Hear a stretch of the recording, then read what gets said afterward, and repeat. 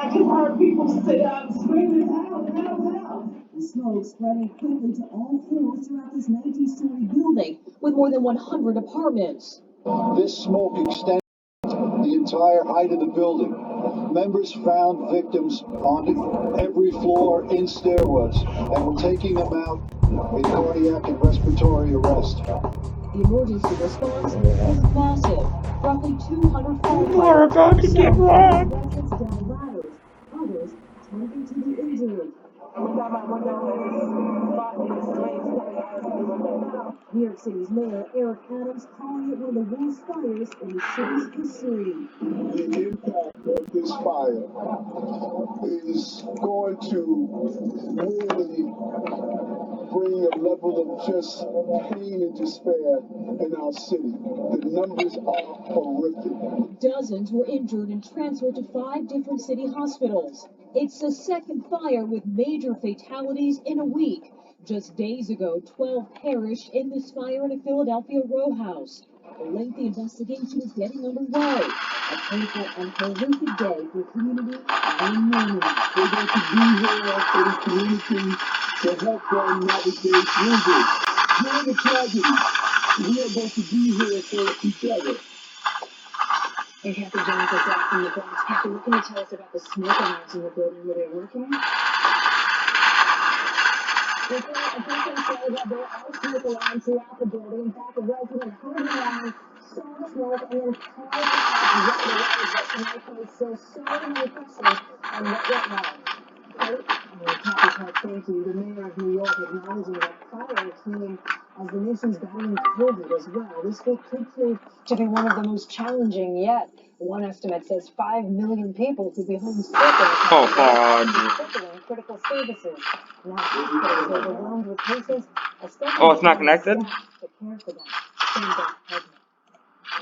The Omicron variant may be spreading at the speed of light, but its grip on American workers is slowing down critical services. We have over 500 employees throughout Baptist Health that have come down with COVID. At Baptist Health in Miami, some urgent care centers have recently been closed to reposition strained staff.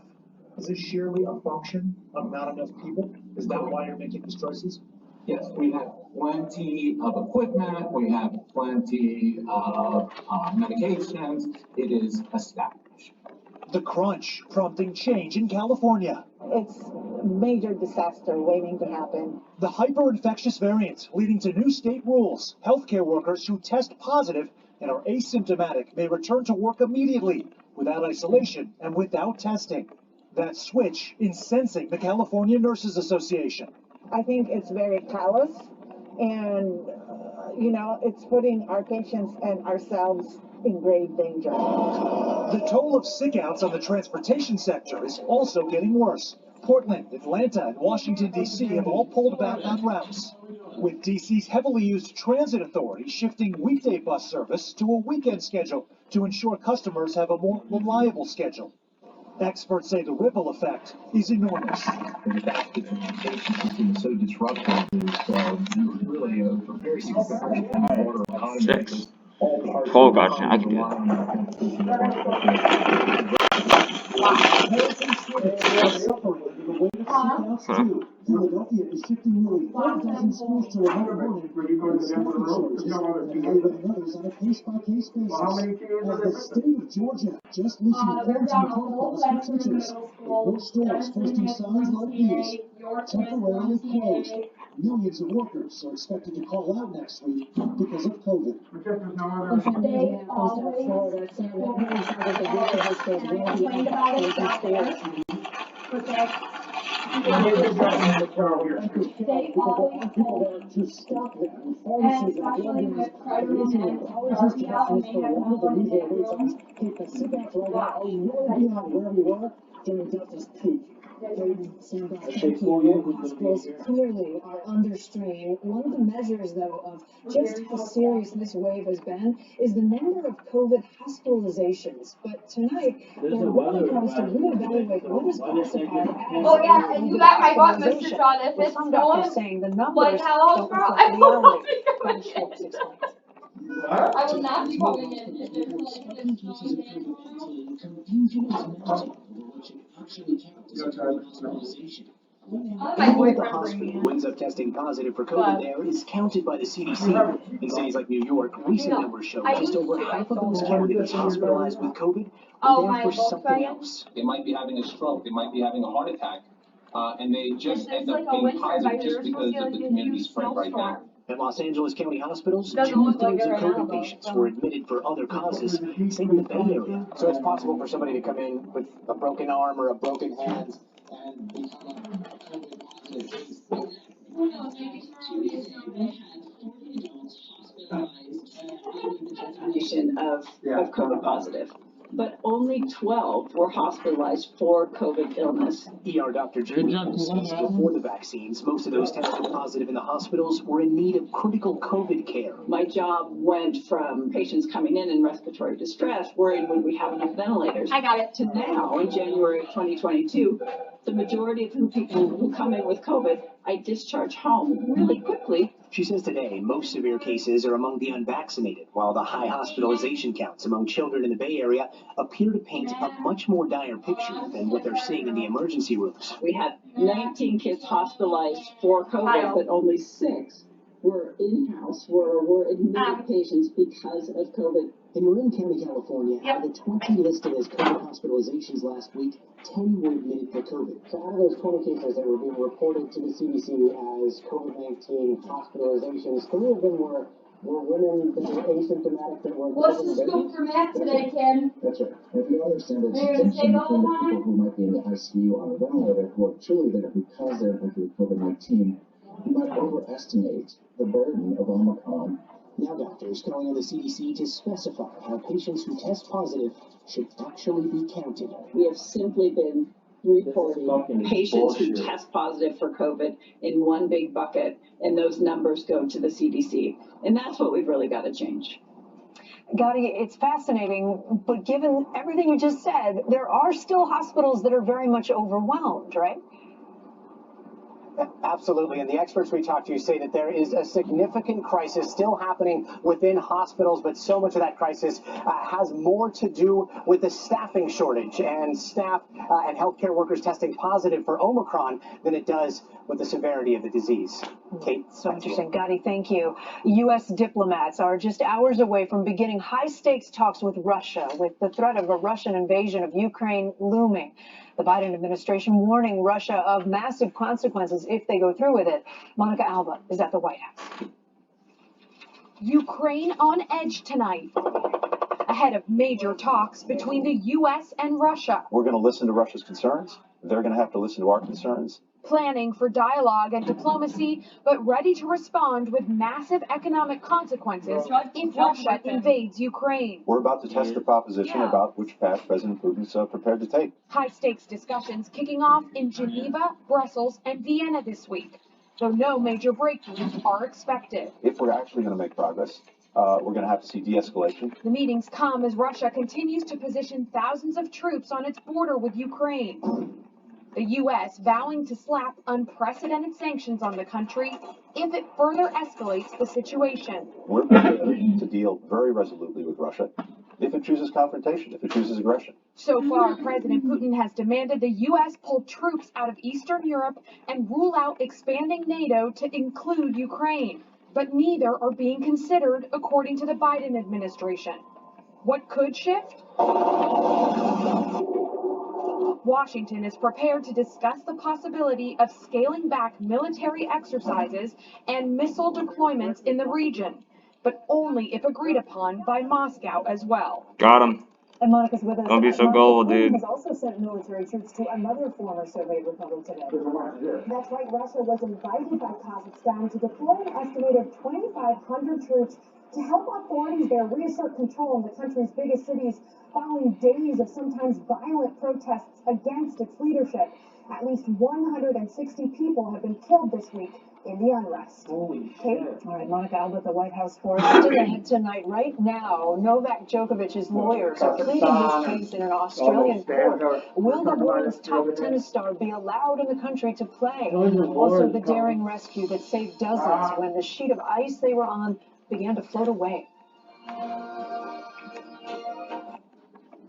Happening right now in Australia, Novak Djokovic's lawyers are in court fighting for the world's top tennis star to be allowed into the country to play. His case, of course, has become a global flashpoint in the debate over vaccine mandates. Raf Sanchez has more. Tonight, as Novak Djokovic's supporters rally outside his detention hotel, his fate is being decided in an Australian court. Right now, a hearing is underway as he challenges the government's decision to revoke his visa because he's unvaccinated. Djokovic's lawyers say he received an exemption from vaccine rules after testing positive for COVID in mid-December and got assurances his paperwork was in order. They claim he was interrogated for 6 hours with only a few minutes to sleep. It's hugely embarrassing for the government, I believe. Mr. Djokovic is a polarizing personality. Some love him, some don't. But Australia's government returning serve in a new filing today, saying they never told the tennis star that his so-called medical exemption would be accepted, and denying that a positive COVID test counts as the kind of acute major medical illness needed for an exemption. Well, I think at the hearing, Mr. Djokovic will ultimately be unsuccessful because of the very wide powers vested in the minister. Djokovic expected to attend the hearing virtually from the hotel he's been cooped up in since. Get wrecked! But tonight, there are also questions as to why Djokovic appeared unmasked at a tennis event in Belgrade on December 17th, the day after his lawyers say he tested positive. It's not clear if Djokovic knew his diagnosis. I mean, it's kind of easy to beat this game. Representatives did not respond to our request for Don't be a comment. dummy. In the balance, the Stars' hope of a record-breaking 21st Grand Slam title. Raf Sanchez, NBC News. We're back in a moment with the new stress facing students who find their lives once again upended by disrupted classes. More than 24 people in Wisconsin were rescued after a sheet of ice they were fishing on broke off and started floating away on Saturday. Officials say the ice sheet traveled about a mile off the lake shore by the time rescue was completed. A scary incident on a ski lift in North Carolina. This video shows the moment when a water line seemingly broke, blasting freezing cold water all over the riders. You can see here one chairlift stopped directly above it. Ouch. 2 people were hospitalized with non-life-threatening injuries. For all of the last school year, we brought you an ambitious project following a dozen high school students from the first day of class to the last as they faced the difficulties last year of remote learning. Honestly, we thought the project was over, but as more districts are now going back to remote learning, we realized it is not over for many of them. Rahema Ellis checked back in as they face new challenges. We've already seen remote learning can be devastating. Definitely less interesting. I'd say overwhelming. Basically, it sucks. For most of the students we followed all last year, from the first classes in the fall. It's hard for me. My grades have been slightly dropping. It's stressful for sure. And all the challenges that came with remote schooling. It really does suck. Everything's getting worse. It's really true. It was a year they weren't hoping to repeat. In October of 2020, Allegra was a junior in Chicago and frustrated with online classes. The whole thing would just like kick me out and said your connection was lost. By December, she was overwhelmed. I don't understand. And I asked the teachers for help. John, our student in Pennsylvania, also struggled through his junior year. In December of 2020, he and so many students nationwide went through a mix of remote and in-person learning, and it was getting to him. His grades dropped, and so did his self-esteem. I'm still surprised at how much online's affecting me. By February of 2021, he was constantly distracted. Snowblowers, dogs barking, parents going in and out. It really can mess with me. And this year, a new COVID surge has disrupted classes again. For Allegra, now a senior, Chicago public schools were completely shut down 3 straight days last week as the district and the teachers union debated whether to go remote in the coming weeks. How does that affect your stress level? GG. Stress level, I would say, is pretty high. Her mother's learned to keep a close watch over both Allegra and her twin brother, Alexander. I worry 24/7 how they both would navigate school, life, everything, emotionally. I'm very worried. And John, also a senior now, says there's a growing possibility his school will go back to remote any day now. Does that create anxiety for you? Stress? It definitely creates anxiety. It feels like the same as it was last year, that sort of uncertainty. You don't know what next week's going to hold anymore. There's overwhelming data that remote learning has taken a harsh toll on children's academic and mental health. The uncertainty of the pandemic overall has been incredibly stressful for kids. Probably important is to really check in with kids and understand what it is that they're experiencing that might be stressful. Whatever comes, both John and Allegra say they're better prepared. Did you learn some coping skills last year? I would say definitely, yes, I was breaking down, I was crying, I was very upset. But when I needed to get the work done, I took a deep breath and did the best that I could. It's really important to make sure you can adapt and plan flexibility into your Right. schedules. Lessons learned in the age of COVID helping these students stay on course. Rahima Ellis, NBC News. I relate so much to Allegra's mom. When we come back, to the rescue, one police officer's also Oh my God, you suck. when they need it most. There's good news tonight about real-life superheroes and the police officer who took on a new mission to help kids. Growing up, Christopher Douglas always wanted to serve his community and country, joining the Air Force and later becoming an officer with the Midlothian, Texas Police Department. But beyond fighting crime, he has another mission to help change the lives of local children. How did this all start? Well, about 4.5 years ago, and just wanted to do a little something more. And I remember seeing somebody dressed as Spider-Man visiting sick kids at hospitals, and I thought, man, what an awesome idea. Thanks to my wife pushing me and motivating me to get the Captain America shield that we saw one day in the mall, and everything else is history. The superhero going above and beyond to help kids at community events, in the hospital, and others with special needs, like 6-year-old Michael Murphy, who was born with a rare condition that makes it hard for him to eat, breathe, and hear. First day of kindergarten. Officer Douglas and other first responders showed up to make his first day of school a little less scary. When they arrived at the school, Captain America got out and was giving high fives to the kids. It was unforgettable. For Michael's mom, Brittany, Officer Douglas has been a lifeline. When your kid has differences, you just want them to be accepted.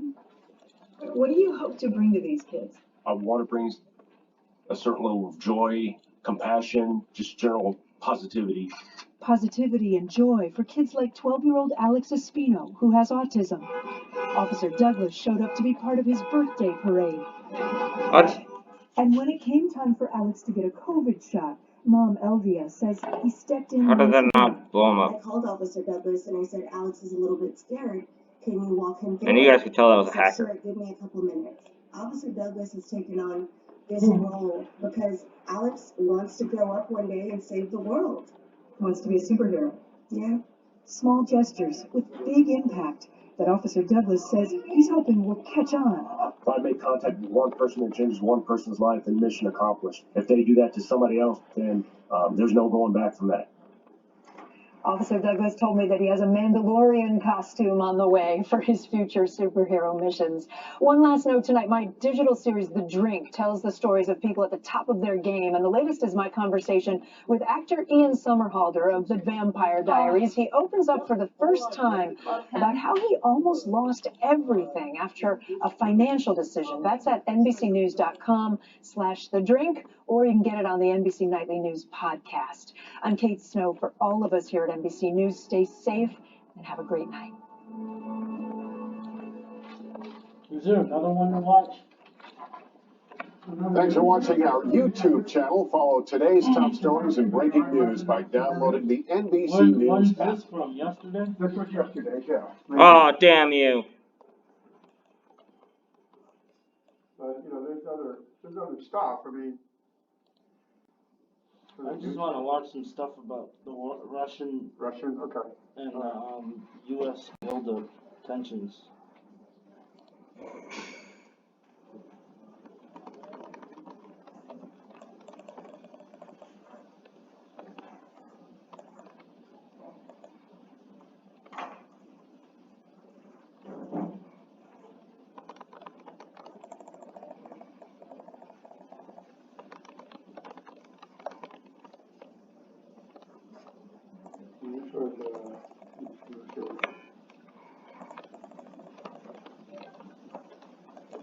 These were months ago. Yeah, I'm looking for something with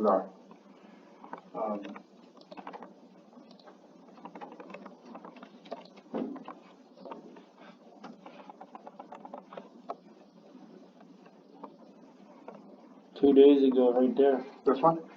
The other one down there. This one? Yeah.